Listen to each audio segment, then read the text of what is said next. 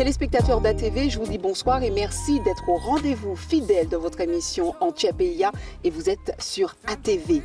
Aujourd'hui, Mathilde nous ouvre les portes de son intimité, son combat contre l'obésité, ses doutes et ses espoirs. Elle a fait un choix fort, créer une page Instagram intitulée Mon combat sans tabou pour parler de son corps, de l'obésité, de la chirurgie bariatrique. Un sujet encore trop souvent caché, surtout chez les femmes. Mathilde a décidé de ne plus se taire et de transformer son histoire en message d'espoir et elle est avec nous. Mathilde, bonsoir. Bonsoir Régine. Ça va bien? Impeccable. Impeccable? Oui. Mon intro, ça va aussi? Impeccable. Merci en tout cas d'avoir accepté cette invitation. Merci à vous. Pour partager justement ce que tu es en train de mettre en place pour de nombreuses femmes, n'est-ce pas? Mon combat sans tabou. Mais avant de parler de poids ou de combat, mais qui es-tu, Mathilde? Waouh.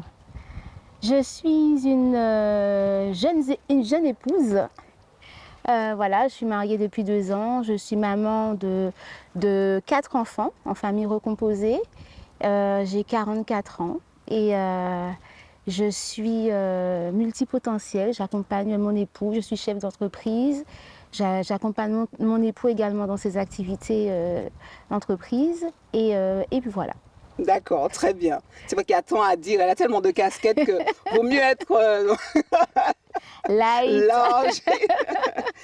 Alors, pourquoi, Mathilde, avoir créé la page Instagram Mon combat sans tabou? Waouh! J'avais envie de raconter mon histoire et j'avais envie que mon histoire puisse accompagner des femmes en souffrance, comme moi je l'ai été pendant plusieurs années. J'avais envie de dire que c'est possible de pouvoir changer, de pouvoir évoluer tout autant que son corps évolue et de pouvoir transformer finalement sa maladie en quelque chose de positif au travers l'expérience que j'ai vécue, qui est la chirurgie bariatrique, mais pas que, puisqu'il y a eu quand même un accompagnement et une prise de conscience de plein de choses, de plein de paramètres qui font que voilà, les lignes ont bougé. Alors justement, à quel moment de ta vie ce besoin justement de poser des mots, de se montrer, de se raconter, exposer aussi la Mathilde que tu étais? Alors je le faisais déjà tout naturellement puisque c'est vrai que je me suis fait opérer maintenant il y a 4 ans. Donc j'ai eu l'occasion de pouvoir encourager dans mon environnement proche mon parcours et de pouvoir encourager celles que je pouvais rencontrer. Mais j'ai voulu vraiment extérioriser davantage, mettre des mots en fait sur des souffrances et véritablement expliquer en profondeur. Parce que c'est vrai que je n'avais pas l'occasion de tout dire. Et là, je me suis dit, allez, c'en est assez. Je veux tout dire. On met tout sur la place publique. Tout sur publique. la table, sans tabou. Sans tabou. Sans tabou. Est-ce que tu t'es demandé ce que les gens allaient en penser peut-être Oui, alors j'ai eu l'occasion durant ces 4 années de pouvoir entendre, de pouvoir voir les comportements aussi des personnes, puisque la perte de poids ne concerne pas que la personne en souffrance et en obésité, mais elle concerne aussi l'entourage, le regard de l'autre sur soi. J'ai perdu beaucoup d'amis, j'ai perdu mon travail par rapport à ça. J'ai eu beaucoup d'incompréhension, beaucoup d'objections à mes choix, parce que ça reste quand même une opération risquée, avec de lourdes conséquences. Donc j'ai eu le temps en fait de vraiment mûrir ma réflexion. Et aujourd'hui, mon compte Instagram, en tout cas, voilà, ça reflète en fait la force que j'y ai trouvée durant toutes ces années. Et je suis prête à entendre voilà, les retours, qu'ils soient négatifs ou positifs, parce que je sais qui je suis.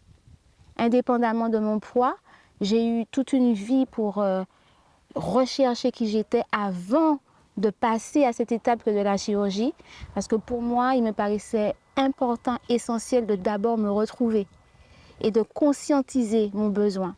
Depuis quand, Mathilde, l'obésité fait-elle partie de ta vie? Qu'est-ce qui a été le plus difficile à vivre en tant que femme? Alors j'ai envie de dire que petite, je n'étais pas forcément obèse, mais j'avais de l'embonpoint. Et donc ma mère de son vivant avait déjà remarqué hein, que voilà, mon anatomie était voilà, très gracieuse. Et donc elle m'avait mise au sport avec voilà, une alimentation un peu équilibrée et j'ai grandi comme ça. Sauf que quand on a déjà des prédispositions génétiques, c'est vrai que le moindre stress ou le moindre événement de vie peut effectivement faire basculer de l'autre côté. Et c'est ce qui s'est passé puisque j'ai eu mes grossesses, je me suis mariée et puis je suis tombée dans une grande phase de dépression qui a duré pas mal d'années et je me suis enfermée dedans. Et j'ai pris du poids sans me rendre compte. J'essayais d'exister, de vivre avec, mais c'était autant que c'était un poids physique, mais c'était un poids moral.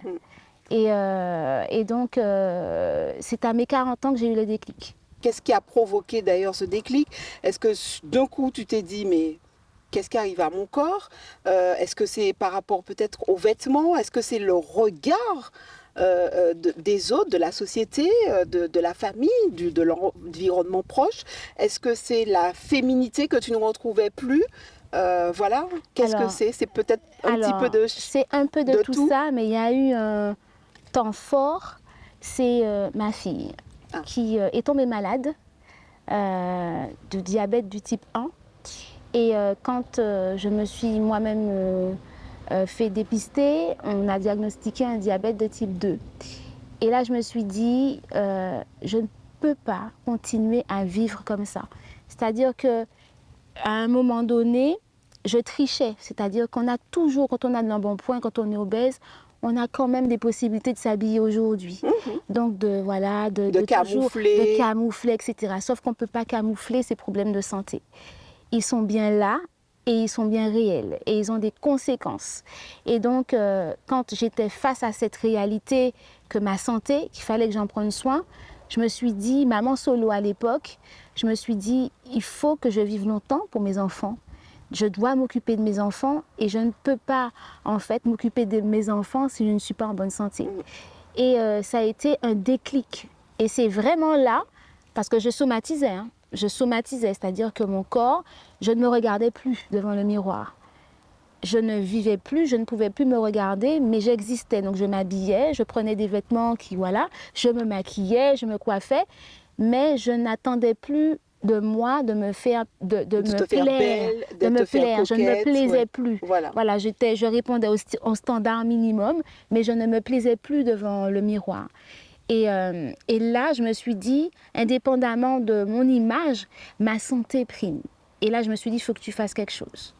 Et j'ai réfléchi, j'ai mûri, j'ai rencontré d'abord des spécialistes et j'ai attendu 2 ans avant de me lancer.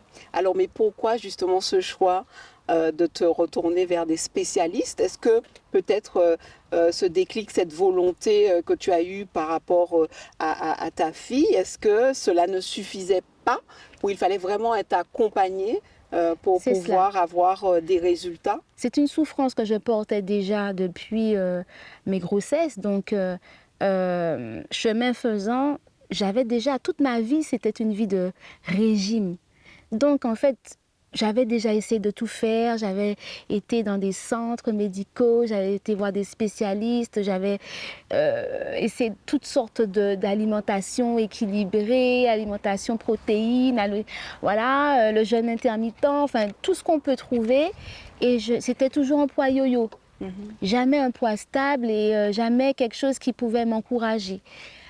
Donc je me suis dit non, là il faut vraiment taper fort et il faut que j'arrive à trouver le moyen de perdre, alors peut-être pas rapidement parce que je ne savais pas non plus dans quoi je m'embarquais, mais quelque chose, un outil qui puisse véritablement m'aider à perdre réellement en fait. Mais cette prise de poids, cette obésité dont tu parles, elle est liée donc en fait effectivement tu m'as dit à cette dépression, à ce stress, etc. Mais pas que, il y avait aussi l'alimentation aussi qui venait se rajouter. Ah, bien C'était sûr. quoi ton alimentation? Ah ben, c'est durant mon parcours que j'ai appris justement ce que c'était que de manger ses émotions. Et je ne connaissais pas du tout cette expression. Et au fur et à mesure de mon accompagnement, puisqu'on rencontre des spécialistes, hein, psychologues, psychiatres, etc., pour se préparer à la chirurgie, j'ai vraiment en fait compris que je ne canalisais pas en fait mes émotions. Le moindre stress en fait me poussait à consommer et à consommer hors norme, sans avoir faim. Je n'avais pas besoin d'avoir faim. Je pouvais à moi seule boire en espace de 1 heure un Amigo, un Coca. J'enchaînais une pizza, 2 tablettes de chocolat, sans me faire vomir, sans avoir mal au ventre, etc. Mais il fallait que je compense cette solitude, puisque je vivais seule, cette solitude, cette souffrance intérieure, ce mal-être que je n'arrivais même pas non plus à définir. Et il fallait que je compense par la nourriture. Et c'est sûr qu'avec en plus cette prédisposition génétique, ben voilà, les deux ensemble ont fait que pour 1m58, voilà, ben 103 kilos en montant. 103 kilos 103 kilos, ouais. Pour 1m58. Pour 1m58. Qu'est-ce qui t'a emmené à envisager cette chirurgie bariatrique? Je ne connaissais pas du tout la chirurgie bariatrique. Et dans ma chrétienté, dans ma foi, j'ai prié, j'ai recherché vraiment si c'était déjà ce que je devais faire en fait. Parce qu'il y a une issue à tout le monde, un chemin pour tout le monde. Exact. Et j'ai mûri cette réflexion-là pendant 2 ans. Et c'était quoi tes peurs les plus profondes du coup? Les conséquences, c'est quand même, c'est pas rien que de pouvoir faire une chirurgie qui transforme son anatomie. Il faut couper la moitié de son estomac quand même. Donc c'est une chirurgie qui est risquée. On peut y passer, hein. On peut y passer. Et d'ailleurs j'ai eu des conséquences. Donc j'ai eu des conséquences. Il a fallu qu'on me réopère d'urgence. Et j'ai eu peur. C'est vrai que j'ai eu peur, il y a des conséquences. On peut vraiment être étonné des résultats. Et puis, tout n'est pas forcément facile parce qu'on réapprend à manger. Le palais évolue également. Donc, ce qu'on aimait avant, on n'est pas obligé de l'aimer après. Il y a certains aliments qui ne passent plus. La quantité également. Il y a certains aliments qui ne passent plus, comme par exemple la viande, ou etc. Je suis restée quand même 5 mois à regurgiter tout ce que je mangeais. Donc c'est quand même assez difficile. Et puis il y a des douleurs. Il y a des douleurs au niveau de l'estomac, des crampes, des remontées gastriques, j'en ai toujours. Donc c'est quand même pas rien. On va parler de cette page Instagram, Mon combat. Ah là là, sans tabou. Sans tabou. Alors pourquoi cette page t'a aidé en fait, ou t'aide encore en fait, à te libérer peut-être de ce parcours? Oui. Totalement. Ce que je souhaite, c'est mettre un mot sur des souffrances. Et je pense que nous, en tant que femmes, donc ma cible première, c'est la femme, quel que soit son âge. Surtout aux Antilles, on a tendance un peu à mettre de côté son poids ou la question de la santé. Et on se dit, non, ça va passer, je suis jeune, je suis belle. Et on oublie un peu l'aspect de la santé. J'ai vraiment voulu faire un combo de tout ça pour pouvoir alerter sur les réels dangers qu'il y a dans l'obésité, sans condamner celles et ceux, puisqu'il y a aussi des hommes qui peuvent se retrouver dans mon parcours, enfin dans mon schéma, dans mon témoignage, mais sans juger, puisque je l'ai été moi-même et que si je ne me surveille pas, je peux le redevenir, parce que c'est une maladie chronique et c'est une maladie qui nécessite un suivi à vie. Donc c'est surtout le fait d'alerter et c'est pouvoir fédérer une communauté de soutien, une communauté d'accompagnement, d'encouragement, pour véritablement enlever tout ce qui est honte, enlever tout ce qui est mauvaise estime de soi, sous-estime de soi, manque de courage. Et puis Voilà. comprendre aussi son obésité, parce C'est que ça. quelquefois on se dit je mange pas tant que ça, effectivement. Ça n'a rien Voilà, à ça n'a voir. rien à voir en Rien fait. à voir. Est-ce que tu vas donc t'entourer, parce que cette page elle est toute nouvelle, tu as Toute combien de nouvelle. follow? Très, très Je maigre. crois que je suis la première. La première, tout de suite. J'ai juste 80 pour le moment. Je viens à peine 2 semaines à peu Ouais. près. J'ai commencé. Mais c'est vrai que l'engouement qu'il y a autour, parce que c'est vrai que j'ai eu des retours d'encouragement et ça me pousse à aller encore plus loin. Alors il y a plein de questions qui me viennent comme ça. Vas-y. C'est peut-être ton exutoire aussi, cette page. Oui, Te permettre aussi de garder le cap, parce que Oui. tu l'as dit, que c'est, tu es en mission, mais c'est ta vie aussi, C'est cela. à vie. c'est Donc cela. voilà, c'est cela, c'est c'est pas cela. assez du passé, et C'est puis cela, voilà. c'est cela. Mais est-ce que c'est une page aussi qui est ouverte pour que plusieurs personnes viennent justement monter peut-être cette chaîne, mettre sa Totalement. pierre à l'édifice, que ce soit pour des professionnels de Totalement. santé. On est dans cette Totalement, dynamique, c'est ça? totalement. D'ailleurs, c'est vrai que durant mon parcours, j'ai eu l'occasion de m'entourer de professionnels avec lesquels je suis toujours en relation. Donc, il y a tellement de choses à faire pour pouvoir justement accompagner. Il y a plein de leviers auxquels je pense. Et plus j'avance et plus mon projet s'affine, plus mon projet prend de l'essor, plus mon projet se construit. Et je rencontre toujours des bonnes personnes clés pour pouvoir voilà, me booster et m'aider à aller de l'avant. Aujourd'hui, tu n'es pas seule. Tu aides d'autres femmes. Tu as les épaules déjà pour ça, là. Ou bien c'est à force. C'est mon ambition. Ouais. Alors, mon témoignage, c'est déjà une aide. Le fait de Complètement. l'écouter, on peut s'y retrouver. Et c'est vrai que j'aime bien donner des clés par rapport à ce que j'ai vécu, donc, et que des clés que forcément j'applique encore. Souvent, beaucoup de femmes viennent me voir pour me dire « mais comment tu fais ?» etc., etc. Je ne suis pas surhumaine. J'ai aussi mes pulsions, j'ai aussi mes faiblesses, j'ai aussi des fois où j'ai envie de manger plein. Mais en fait, je suis toujours encouragée et je me remémore mes souffrances passées. Ah ouais, tu Parce dis, qu'il était raide. Il était raide. Sur la table d'opération, il était raide. Ces femmes qui ont des problématiques avec l'image même qu'elles renvoient, j'ai envie de dire les femmes qui n'osent pas même se regarder dans un miroir, celles qui peut-être suivent ta page en silence, peut-être sans commenter. Qu'est-ce que tu aimerais que les gens comprennent enfin sur l'obésité? Alors moi, ce que j'aimerais, c'est d'abord une conscientisation de son identité. Ouais. Parce que finalement, la masse corporelle, l'enveloppe corporelle, c'est aléatoire. Aujourd'hui, on a de l'embonpoint, mais ça peut être celle qui a subi un accident et qui se retrouve tétraplégique ou etc. Mais qui on est? Le poids ne définit pas qui on est. On l'a dit, c'est un chiffre. Et c'est vrai que beaucoup de personnes j'ai envie de dire, se substituent à ce poids et s'effacent parce que le poids devient trop imposant. Mais c'est totalement le contraire qu'il faut faire quand on est dans un objectif de construction de soi et d'envie de perte de soi. Il faut d'abord en fait se construire intérieurement. Il faut d'abord se rechercher, savoir qui on est, qui on veut être, ses aspirations, ses goûts, ses désirs.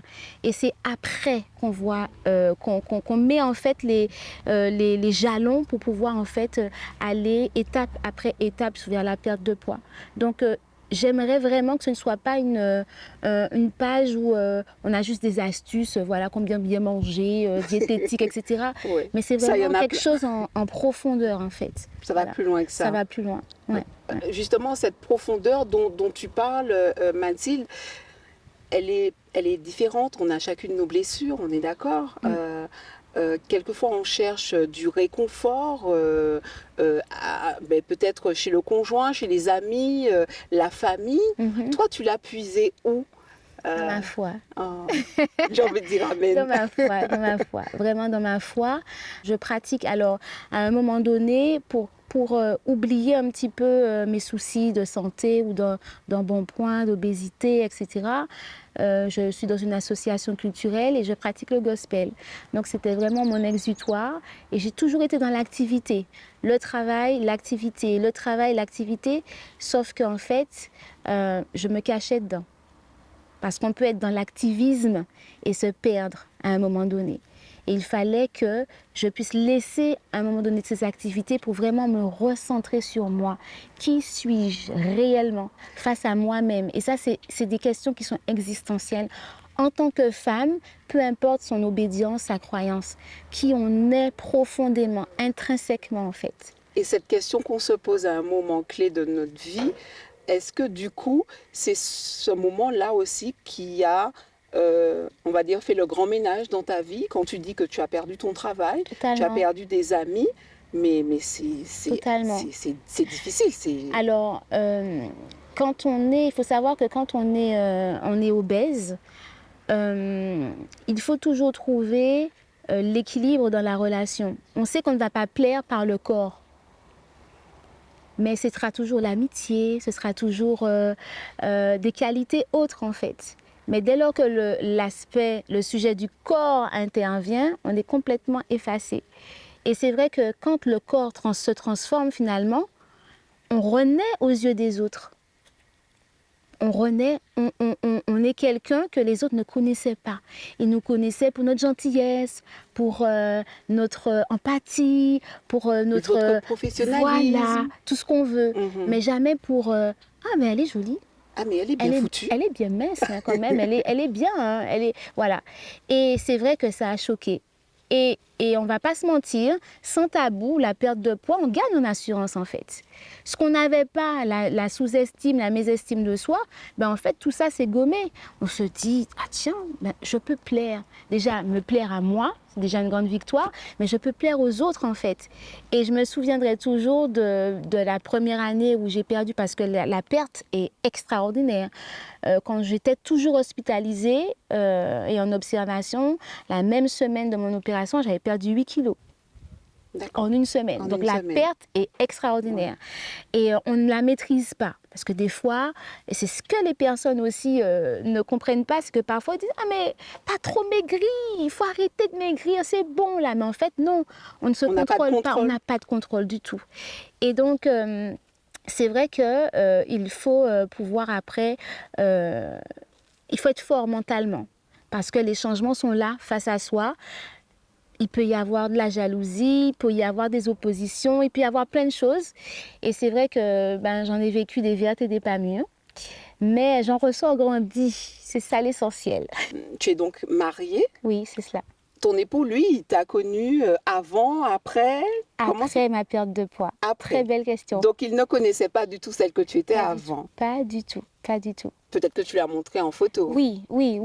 Et d'ailleurs, il était bouche bée. Il s'est dit, non, mais c'est deux personnes différentes. Et c'est vrai qu'on en discute. Et il me dit, en toute honnêteté et sans tabou, je t'aurais croisé dans la rue à l'époque où tu étais obèse, je ne t'aurais même pas calculé. Et c'est vrai que ça fait mal, parce qu'on se dit finalement, mais dans l'existentiel, je suis la même. Qu'est-ce qui l'a changé, voilà. Alors, mais vrai que là, mais premier... pareil, la personnalité. Et qu'est-ce qui... Et il répond à quoi, ça? C'est là, en fait, où il faut qu'on se rende compte que le corps aura toujours une incidence dans les relations. L'apparence, et surtout, c'est difficile à dire, mais c'est une réalité, et je le dis, surtout pour la femme. Et souvent, j'étais même en colère dans ma perte de poids, je me disais, mais pourquoi? Parce que pourquoi la femme doit autant porter? L'homme sera peut-être dans l'embonpoint, mais ça va passer.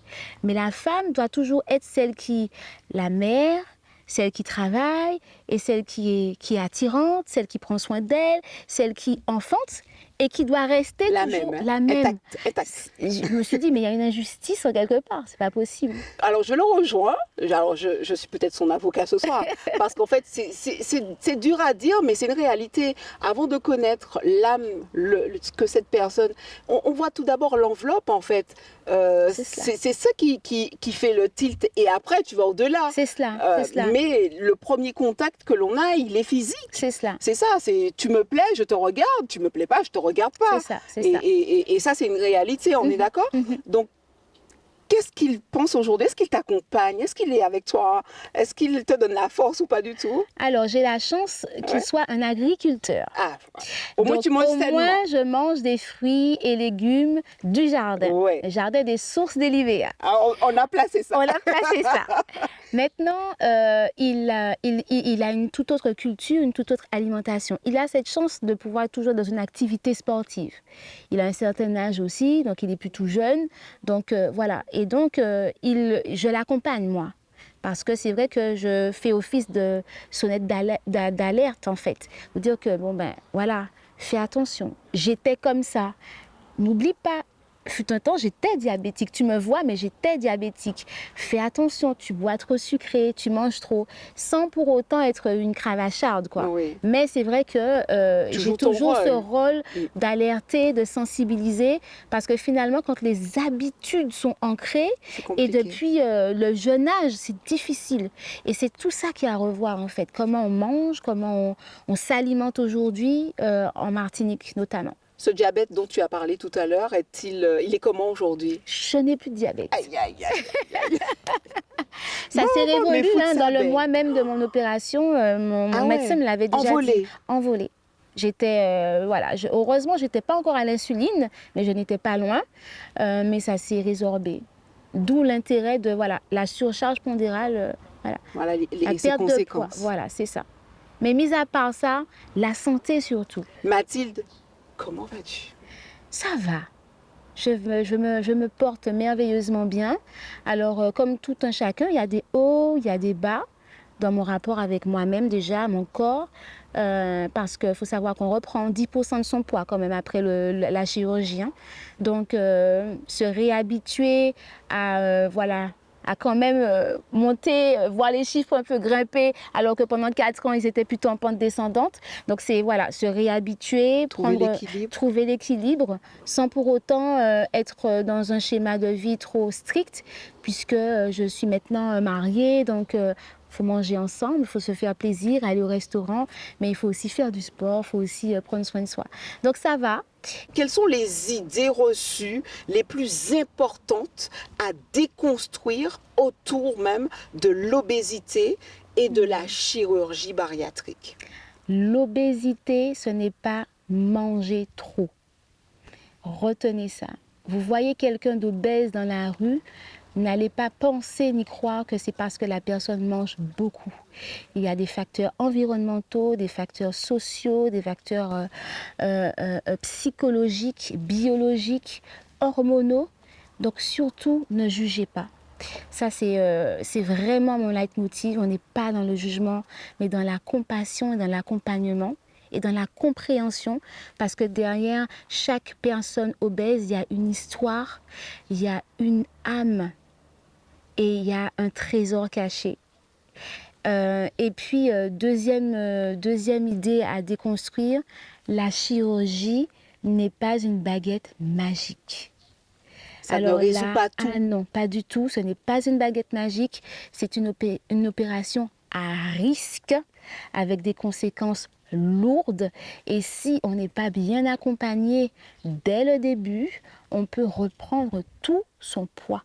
J'en connais qui sont passés par la chirurgie bariatrique et qui ont repris le double de leur poids. Donc, ce n'est pas une solution magique. Il y a tout un travail psychologique, psychiatrique et des mécanismes à mettre en place autour pour pouvoir vraiment avoir une bonne santé, parce que c'est ça la priorité. La chirurgie aide surtout à avoir une bonne santé dans la perte de poids. Et puis, pour pouvoir avoir un poids stable, le plus équilibré, le plus longtemps que possible. Mathilde, quel serait le mot de la fin Le pour mot de cette la fin. belle émission Alors en moi, j'ai Tchèpeia? envie de m'adresser à toi, femme qui me voit, qui m'écoute. Quel que soit ton âge, tu peux être une jeune enfant ou une adolescente ou une jeune mère ou même voilà, une senior, peu importe. Si tu te retrouves dans une situation d'obésité, sache qu'en fait la vie n'est pas finie et que tu dois surtout en fait te reconstruire intérieurement avant de pouvoir prétendre perdre du poids. D'abord, sois heureuse, recherche d'abord le véritable bonheur intérieur et le reste suivra. Le reste suivra. Et surtout, ne te dévalorise jamais parce que tu es une perle précieuse. Merci beaucoup, Mathilde. J'ai envie de dire qu'il n'y a pas de honte, hein, n'est-ce pas, à demander de l'aide. Chaque parcours, d'ailleurs, est unique, Oui. Mathilde, et chaque combat mérite aussi d'être écouté.